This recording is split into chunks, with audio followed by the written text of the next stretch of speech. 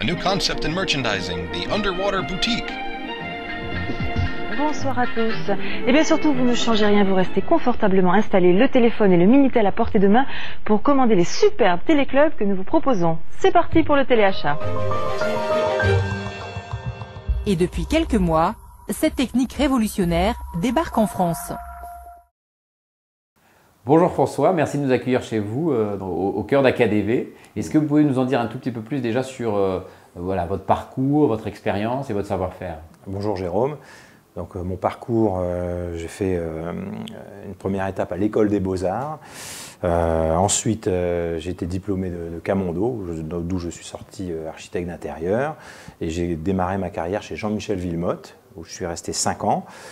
Mon amour pour les enseignes, les marques m'a conduit chez Carré Noir, où j'ai été directeur de création pendant 7 ans, où j'ai rencontré mon futur associé, Jean-Pierre Lefebvre, avec qui nous avons créé AKDV en mai 2001. Et donc votre savoir-faire aujourd'hui, ce savoir-faire d'AKDV? Alors le savoir-faire de l'agence, c'est essentiellement le retail, c'est-à-dire la conception d'espaces et de points de vente, de points de service également, des banques, des agences de voyage, tout ce qui porte une marque ou une enseigne, de préférence en réseau. La problématique du réseau nous intéresse beaucoup.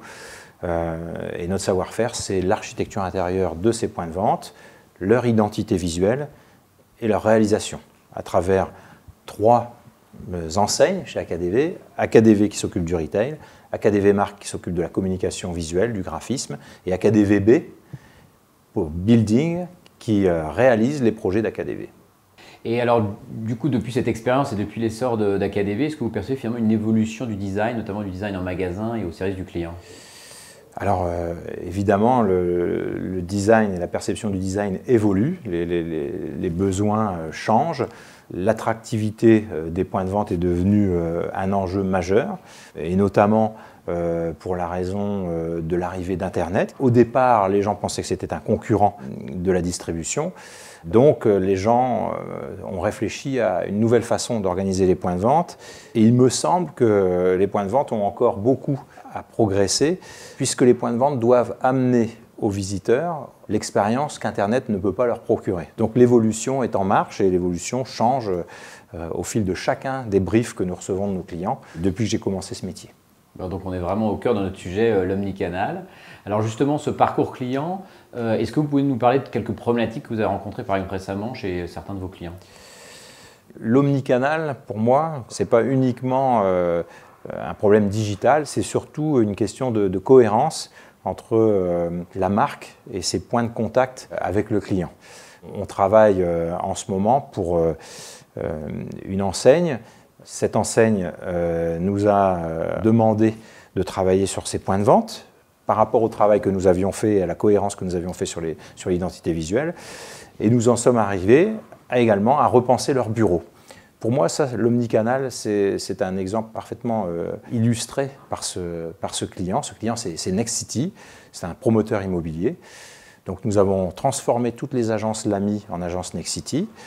Nous faisons pour eux les stands des salons MAPIC, MIPIM, et nous démarrons une collaboration avec eux pour déménager et installer leurs nouveaux locaux à Paris. Écoutez, formidable. Alors, est-ce que vous pouvez nous parler éventuellement d'autres exemples? Je sais qu'il y a KFC par exemple, pas mal de choses à dire là-dessus. Oui, KFC c'est une collaboration depuis 2006, donc nous avons réalisé pour eux le concept France.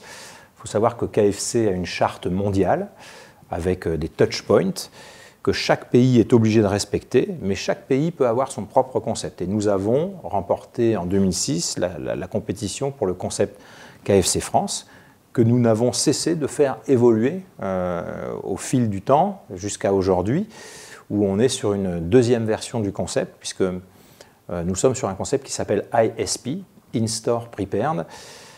En fait, la demande de KFC était simple, c'était de demander à AKDV comment, dans le concept KFC, on pouvait traduire le fait que la cuisine est faite sur place chez KFC. Contrairement à ses concurrents, KFC prépare et cuisine sur place. D'où plein de contraintes, notamment au niveau de l'architecture, puisque les cuisines sont à peu près de la taille double de celle des concurrents. Mais l'enjeu était surtout de faire comprendre ça aux clients. premier réflexe était de dire on va montrer les cuisines. C'est pas montrable les cuisines. C'est pour plein de raisons. On ne peut pas montrer les cuisines de KFC. Ça n'a aucun intérêt esthétique. Donc l'idée était de dire on va le traduire dans la partie lobby. Tout dans l'aménagement de KFC dit que la cuisine est faite sur place. Il y a 4 zones dans le restaurant. Il y a une zone historique qui parle du colonel Sanders, qui est l'inventeur de KFC et de la recette secrète.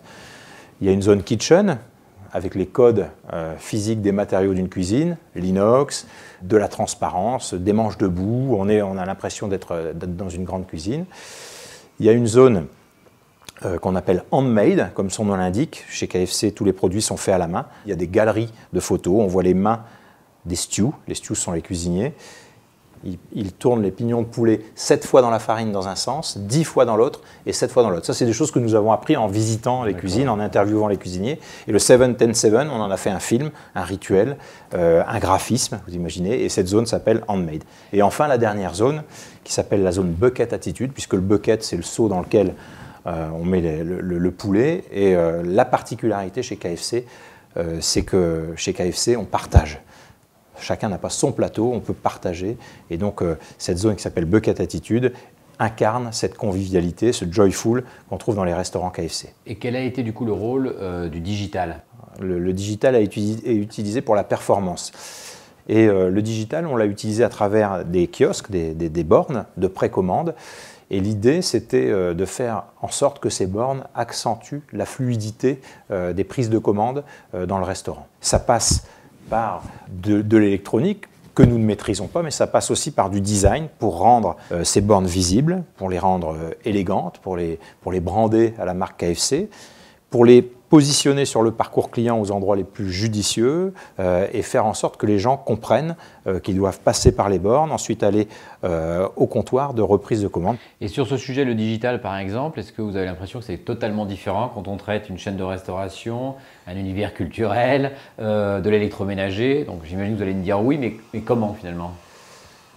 Il n'est pas question d'utiliser du digital pour du digital. On a longtemps eu dans nos briefs des clients qui nous disent on veut des écrans parce que ça donne un crédit de modernité et la plupart de nos clients veulent des écrans avant même d'avoir imaginé le contenu. Alors c'est beaucoup moins vrai maintenant hein, puisque le digital est arrivé dans nos salons. Aujourd'hui, tout le monde a du digital sur soi avec son smartphone, à la maison avec des très beaux écrans LED maintenant, la 3D qui arrive dans les salons. Donc il faut bien réfléchir quand on met du digital dans un magasin, quand je parle d'écran, à ce qu'on va mettre dans les écrans parce que le référent des gens c'est Avatar sur leur écran géant en 3D chez eux. Donc faire mieux que ça dans un magasin, il faut être très très fort, il faut avoir vraiment du contenu. Donc quand on travaille comme le travail l'agence AKDV, comme on le travaille pour Citroën, on a des contenus magnifiques, parce que dans l'automobile, ils font des très très beaux contenus.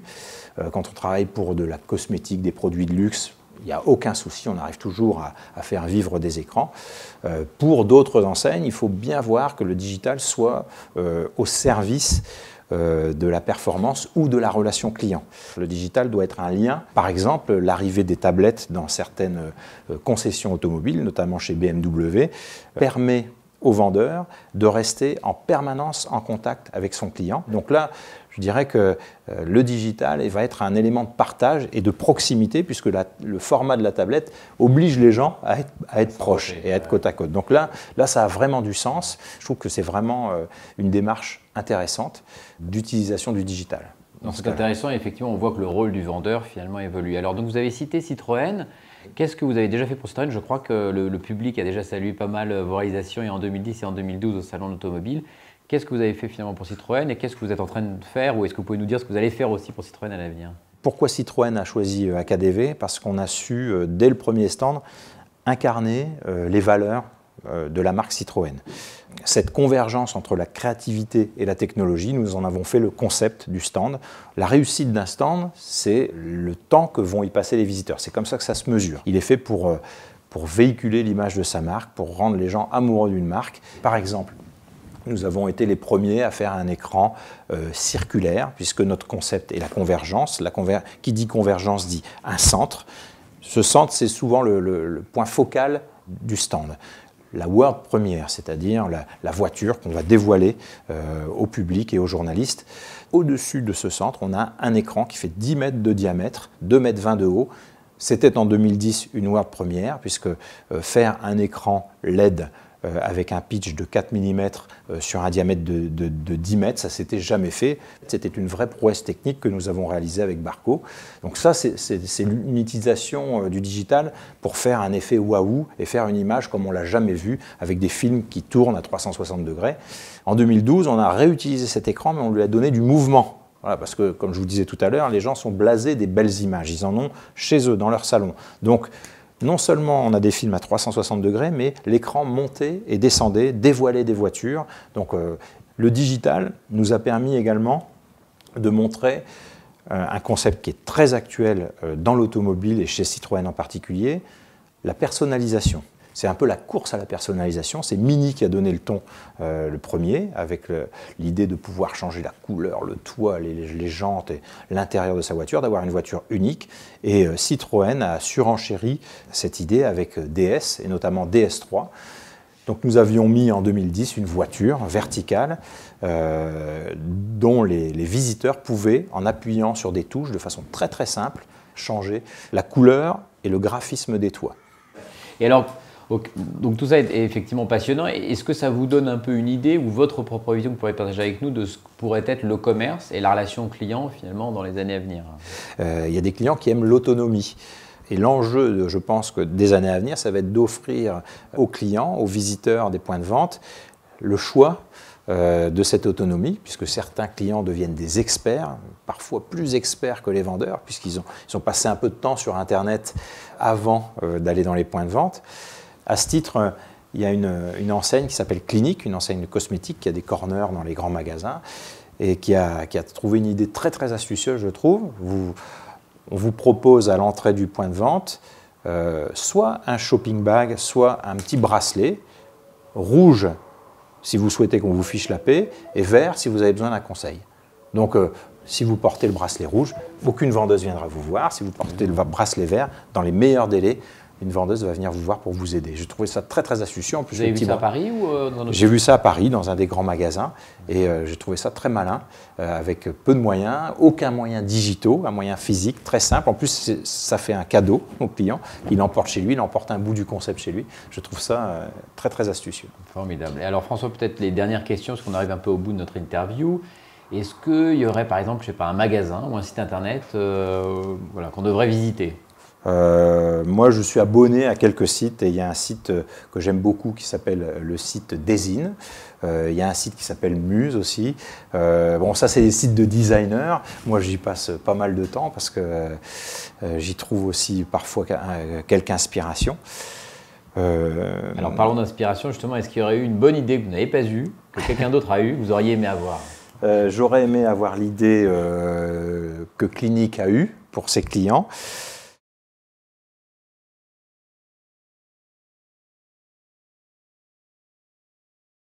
Donc en 2020, j'aimerais que notre agence soit un peu plus internationale. Je prends des cours d'anglais régulièrement, j'ai un coach et je rencontre mes clients KFC en anglais maintenant, donc j'en suis assez fier. Donc j'aimerais qu'on développe l'international, j'adore voyager, je me réjouis d'aller à Shanghai bientôt pour Citroën. Donc voilà, 2020, c'est l'ouverture, c'est l'international. Enfin, pour AKDV, en tout cas, moi, c'est ce que j'envisage. D'accord. Eh bien, thank you, François. Merci.